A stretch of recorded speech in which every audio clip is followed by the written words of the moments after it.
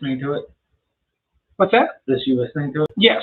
Okay. So this is going to be us listening to it, kind of going through it.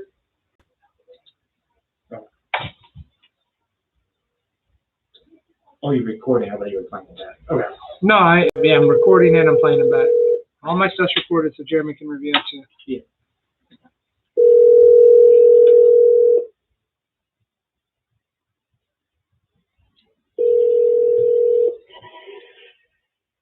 Hello. Good afternoon, this is Kathy. Yes, it is. Hey, Kathy, my name's Sam. I'm over here at Farmers Insurance. How you doing today? I'm all right. Hey, I'm just following up on that auto quote you were looking into. I got everything put together. Do you have a second? Yes. Alrighty, perfect.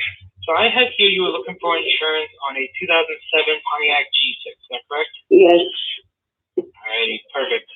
I did have one question. Do you currently have insurance on that vehicle? Yes. So never just say you only got one question, because then you say I got one question like 4 more times. Mm-hmm. So got a couple questions here for you. First off, who are you currently insured with? Okay. I do. Okay.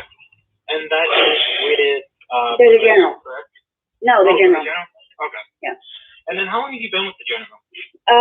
Well, I was with them in November, and then my car was put in the shop. I had to have a new motor put in it, so it lapsed, and I've been with them since the end of since February. Might as well say the 1st of February. Last few days of January. So I got when it was done, I covered it before I got out of the shop. Okay. So not. Okay. I just had somebody call me and do a quote for me, and because I let my insurance lapse and didn't have it for full 6 months, they said that they couldn't do anything for me. Mm-hmm. So because there was that lapse and not the full 6 months coverage, I am running this short. All right, so you said Steer away from mannerisms. Never use words like God, yeah. Well, you'd say yeah, but any kind of any of that little humming stuff, people don't like that. They get offended by that.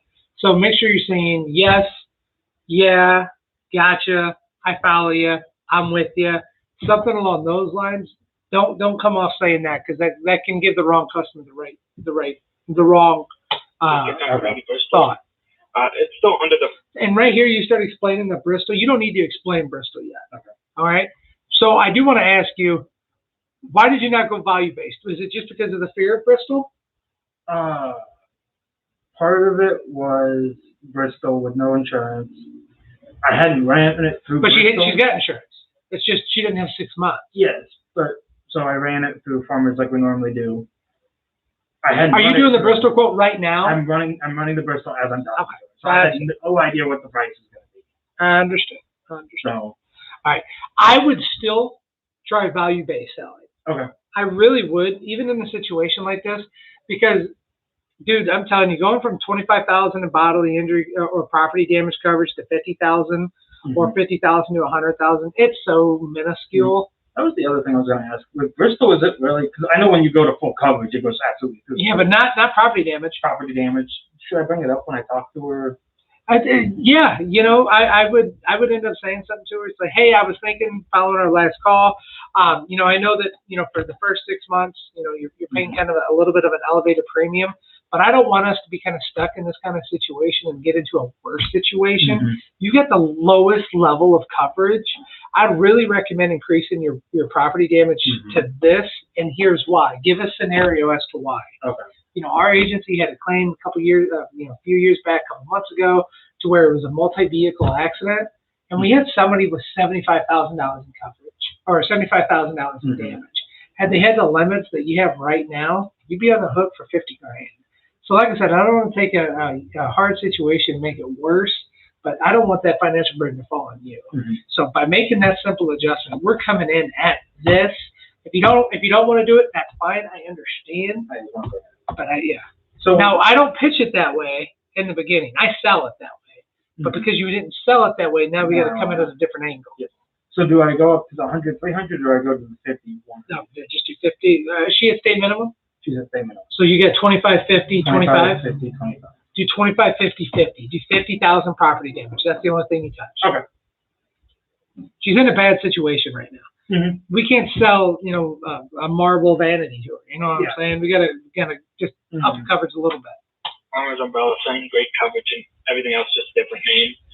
We are currently coming in. I see here that you just have liability on that vehicle. Is that what you were looking for? Or you look? And go back into bodily injury limits. Do the entire pitch. Okay. If you're worried about time, by doing that takes more time. Okay. That builds you time. So you've already got. I've pulled a decent amount. I've listened to you. I feel like you've already got that pitch kind of memorized, don't you? So just let it flow. Okay. Just let it happen. Tell me about your current bodily injury. Oh, I have no idea. Oh, wow. Okay. Well, that's concerning because that's what protects you in the event of a car crash. All right. When was the last time you spoke to your agent about your coverage limits? I just got the cheapest insurance. Well, I understand, but there could be some gaps and holes in your coverage that you don't even know were there. You know what I'm saying? So keep that going. This is a 12-minute phone call.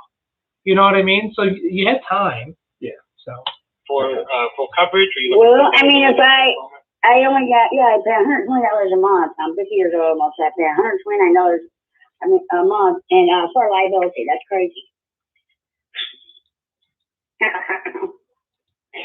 So it's all there's a lot that goes in between. But I mean, and what'd you say, Bruce? 90 what?